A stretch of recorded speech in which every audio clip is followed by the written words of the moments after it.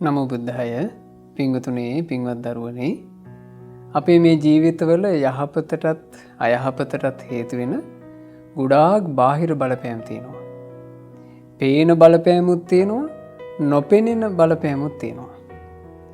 සාමාන්‍යයෙන් මේ ලෝකේ ජීවත් වෙන මිනිස්සුන්ට ඔය පේන නොපෙනෙන කියන බලපෑම් වලින් චූටි අවබෝධයක් හරි තියෙන්නේ පේන බලපෑම් ගැන විතරයි.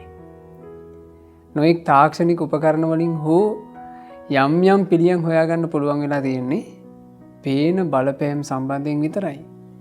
ඒකට හේතුව මේ සාමාන්‍ය මනුස්සයාට කොච්චර තාක්ෂණයෙන් දියුණුනා කිව්වත් වෙන යම් හෝ ක්‍රම වලින් දියුණුනා කිව්වත් මේ ජීවිතයට බලපවත්වන සියලු බලපෑම් සම්බන්ධයෙන් බලන්න තරම් ඥානයක් නැහැ. හැබැයි අපි සරණ ගියපු අපගේ මහා කාරුණික ශාස්තෘන් වහන්සේ ඒ භාග්‍යවත් අරහත් ගෞතම සම්මා සම්බුදුරජාණන් වහන්සේ විද්‍යාචරණ සම්පන්න වුණා.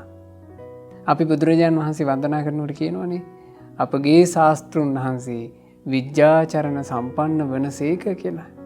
ඇයි පින්වතුනි පින්වත් දරුවනේ බුදුරජාණන් වහන්සේට විද්‍යාචරණ සම්පන්නයි කියන්නේ? භාග්‍යතුන් වහන්සේට තිබුණ අසීරිමත් විද්‍යාවන්. ඊළඟට බුදුරජාණන් වහන්සේට තිබුණ අසිරිමත් වූ ඥාන. ඒ විද්‍යාවන්ගෙන් ඒ ඥානයන්ගෙන් මේ ලෝකයේ තතු හසු නොවුණු තැනක් නැහැ.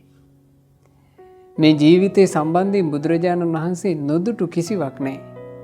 ඒ නිසා තථාගතයන් වහන්සේට විශේෂ නමකුත් කියනවා. සියල්ල දකිනා ඇස සමන්ත චක්ඛූ කියලා කියන්නේ බුදුරජාණන් වහන්සේට. න තස්ස අදිට්ඨ මිදත්ති කංචි. අපි සරණ ගියපු අපේ බුදුරජාණන් වහන්සේ ලෝකේ නොදුටු කිසිවක්ම නැත්තේය. න අවිඥානම ජානි තබ්බං. බුදුරජාණන් වහන්සේ අවබෝධ නොකළ කිසිවක්ද නැත්තේය. සබ්බං අභිඥාය යදත්ත ඤෙය්‍යං. හැම දෙයක්ම අවබෝධ කරගෙන ඒ අවබෝධයෙන් යුක්තවම ජීවිතය ගත කළ නිසා තථාගතෝ තේන සමන්ත චක්ඛු. බුදුරජාණන් වහන්සේට කියනවා සියල්ල දකිනා ඇස කියලා. ඒ සියල්ල දකිනා ඇසක් වූ බුදුරජාණන් වහන්සේ මේ ජීවිතයට බලපවත්වන පේන නොපෙනෙන සියලු බලපෑම් ගැන අවබෝධ කළා. ජීවිතයට බලපවත්වන නොපෙනෙන බලපෑම් ගත්තොත් පින්වතුනේ පින්වත් දරුවනේ කර්ම විපාක මේ ජීවිතයට බලපානවා. අමනුස්ස ප්‍රශ්න මේ ජීවිතයට බලපානවා. සාංසාරික පුරුදු මේ ජීවිතයට බලපානවා. ඕවා කිසිවක් මේ සාමාන්‍ය ලෝකී මනුස්සයට තේරෙන්නේ නැහැ. ඒ කාලේ අපගේ ශාස්ත්‍රූන් වහන්සේට අප උපස්ථාන කරගෙන සමීපෙන්ම වැඩ හිටියා මේඝිය කියලා තෙරුණ වහන්සේ නමක්.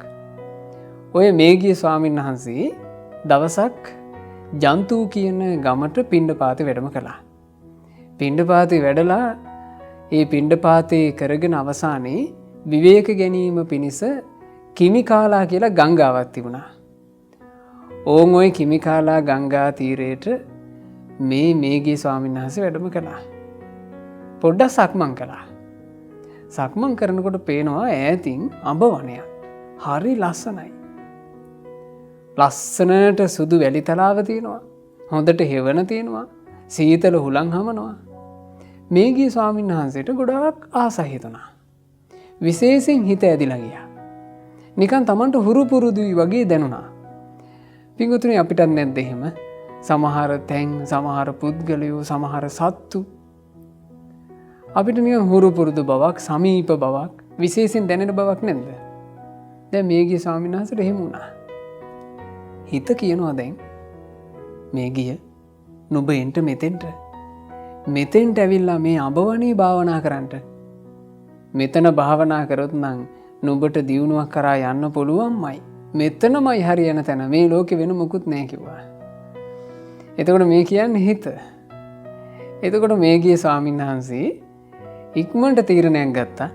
මං එහෙනම් මෙතෙන්ටම ඇවිල්ලා භාවනා කරන්න පටන් ගන්න ඕන කියලා. බුදුරජාණන් වහන්සේගේ ළඟට ගිහිල්ලා භාග්‍යතුන් වහන්සේට කියනවා ස්වාමීනි අර කිමිකාලා ගංගායිනේ ලස්සන අඹවණයක් තියෙනවා. ස්වාමීනි මට ඒක දැක්ක ගමන් හිතුණා මට භාවනා කරන්න හරියන්නේ එතනමයි කියලා. ස්වාමීනි මට එතෙන්ට යන්න අවසර දෙන්න. බුදුරජාණන් වහන්සේ ඒ වෙලාවේ අසිරිමත් වූ විද්‍යාවන්ගෙන් අසිරිමත් වූ ඥානයන්ගෙන් මේ ගිය ස්වාමීන් වහන්සේගේ ජීවිතය දිහා බැලුවා. ඒ බලද්දී බුදුරජාණන් වහන්සේට පේනවා මේ ගිය ස්වාමීන් වහන්සේගේ යහපතටත් අයහපතටත් හේතු වෙන බාහිර බලපෑම් ඔක්කොම පේන බලපෑනුත් පේනවා, නොපෙනෙන බලපෑනුත් බුදුරජාණන් වහන්සේට පේනවා. ඇයි මේ ගිය ස්වාමීන් වහන්සේට මෙතෙන්ටම ආස හිතුනේ? බුදුරජාණන් වහන්සේ දැක්කා මේ ගිය ස්වාමීන් වහන්සේ කියලා කියන්නේ මේ සංසාර ගමනේ රජෙක් විදිහට ආත්ම භාව ගානක් රජ පදවිය දරපු කෙනෙක්. ඒ රජුරෝ තමන්ගේ රජමාලිගාව කරගත්ත තැන තමයි ආරම්භ වනේ. එතන තිබිලා තියෙනවා අතීතයේ මහත් දැවැන්ත මාලිගාවක්. ඒ මාලිගාව ඔක්කොම අවසන් වෙලා දැන් එහි අඹවණයක් තිබුණාට අතීතයේ තිබිලා තියෙන්නේ රජෙක් රජකම් කරපු සුවිශාල රාජ මන්දිරයක්.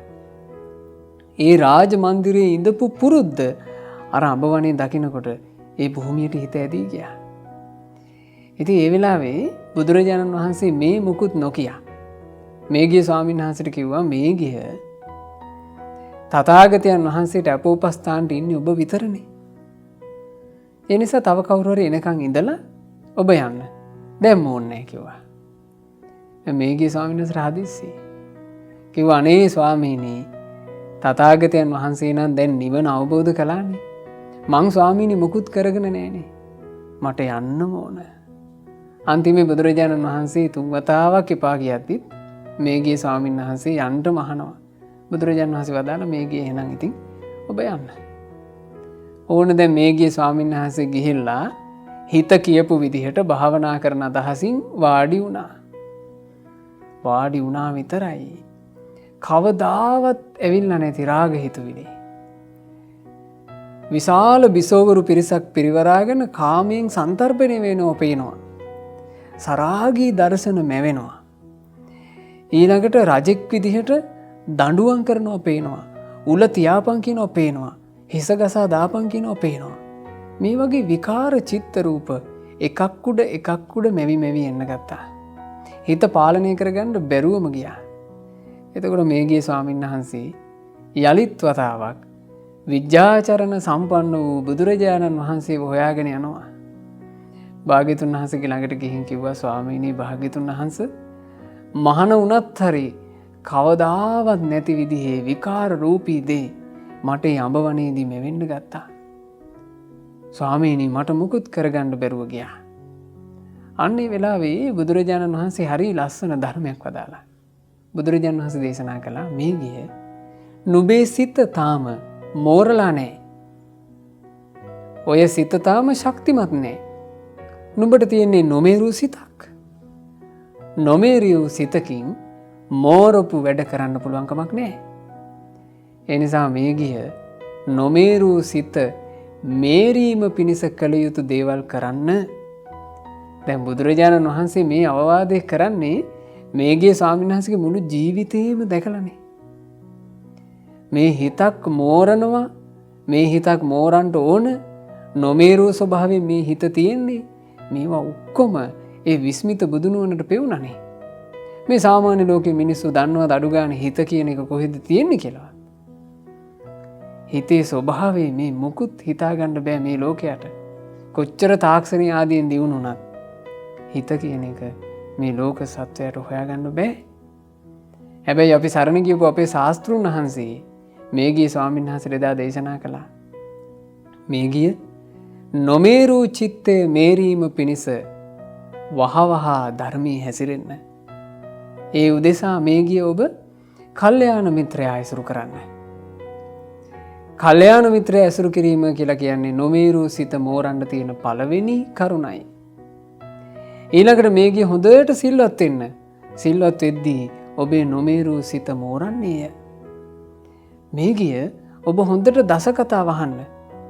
අල්පේච්ඡ ජීවිතය ගැන කතා, ලද දෙයින් සතුට වෙලා ඉඳීම ගැන කතා, පිරිසත් එක්ක ඇලී ගලී වාසය නොකිරීමේ වටිනාකම ගැන කතා, හුදකලාවේ ධර්මයක් මෙනෙහි කර කර භාවනාවෙන් වාසය කරන එකේ වටිනාකම ගැන කතා, ඊළඟට වීරියෙන් අකුසල් දුරු කිරීමෙත් කුසල් වැඩිීමේත් වටිනාකම ගැන කතා, සීලය ගැන කතා, සමාධිය ගැන කතා, ප්‍රඥාව ගැන කතා, විමුක්තිය ගැන කතා, විමුක්ති ඥාන දර්ශනය ගැන කතා. මේ දස කතා අහන්න. දෙතිස් කතා අහන්න එපා. දස කතා අහන ඔබගේ හිත මෝරන්නේය. ඊළඟට මේ ගිය ඔබ හොඳ වීරියෙන් යුක්තවම මුළු ජීවිතේම ගත කරන්නට. දවස ගත කරනකොට හැම ඉරියව්වකදීම වීරිය තියාගන්න. කිසිම ඉරියව්වක අකුසලයක් හටගන්න දෙන්න එපා. මේ ගිය නුඹේ සිත එතකොට මෝරන්නේය. ඊළඟට මේ ගිය ඔබ හොඳ ප්‍රඥාවෙන් ජීවත් වෙන්න. ප්‍රඥාවෙන් දිවි ගෙවනා කල්හි ඔබේ හිත මෝරන්නේය. ඔන්න ඔය විදිහට බුදුරජාණන් වහන්සේ නොමේරු සිත මෝරණ කාරණා 5 කියලා දුන්නා. මොනවද නොමේරු හිත මෝරණ කරුණු 5? කල්යාණ මිත්‍ර ඇසුර, සීලය, දස කතාව ශ්‍රවණය කිරීම, වීරිය, ප්‍රඥාව.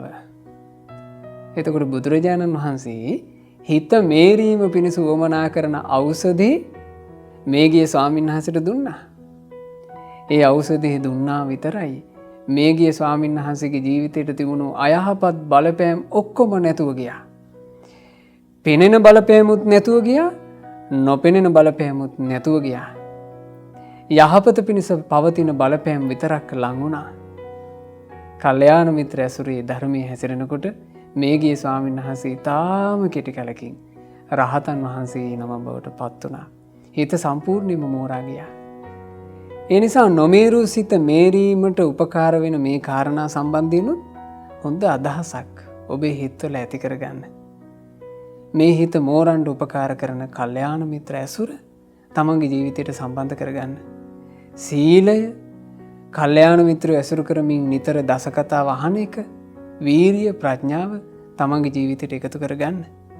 ඒ වගේමයි අපට මේ ධර්මයේ දේශනා කරපු අසිරිමත් විද්‍යාවන්ගෙන් හෙබි, අසිරිමත් වූ චරණ ධර්මයන්ගෙන් හෙබි ඒ බුදුරජාණන් වහන්සේ ගැන හොඳට හිත පහදව ගන්න. අපි ශාස්ත්‍රුන් වහන්සේට විද්‍යාචරණ සම්පන්නයි කියලා සාදරයෙන් වන්දනා කරන්නේ ඒ බුදුරජාණන් වහන්සේගේ තිබුණු අසිරිමත් වූ විද්‍යාවන් නිසා, අසිරිමත් වූ ඥානය නිසා, ඊළඟට ඒ විද්‍යාවන්ගෙන් හා ඥානයන්ගෙන් යුක්තවම ජීවිතය ගත කරපු නිසා. දැන් අපි ගත්තොත් එහෙම මේ බාහිර සාමාන්‍ය දියුණුවය උගත්ය කියන මිනිස්සු ඒ උගත්කම දියුණුවකම එක්කම නෙවෙයි ජීවත් වෙන්නේ. ඔන්න වෛද්‍යවරයෙක් ඉන්නවා. ඒ වෛද්‍යවරයා රෝහලේදී විතරයි වෛද්‍ය. වෛද්‍යවරයා බාර් එකට ගිහිල්ලා බීපු ගමන් වෛද්‍යවරයාද බේබද්දාය. සමහරවිට නිරෝගීකම ගැන වෛද්‍යවරයා උපදෙස් දෙනවා. හැබැයි තමන් සිගරට් බොනවා. තමන් මත්ද්‍රව්‍ය පාවිච්චි කරනවා. ඒ තියෙන වැටහීමට අනුව ජීවිතේ ගත කිරීමක් ඒ අයට නැහැ. හැබැයි අපි සරණ ගියපු ශාස්ත්‍රඥ වහන්සේ විද්‍යාවන්ගෙන් යුක්තවම වැඩ හිටියා. චරණ ධර්මයන්ගෙන් යුක්තවම වැඩ හිටියා. ඒ අනුවම ජීවිතේ ගත කළා. ඉතින් ඒ විදිහට ශාස්ත්‍රඥ වහන්සේ ගැන අපි හැම දිනෙකම හිත පහදව ගන්න ඕන.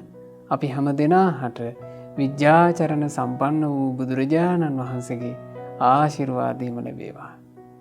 තෙරුවන් සරණයි.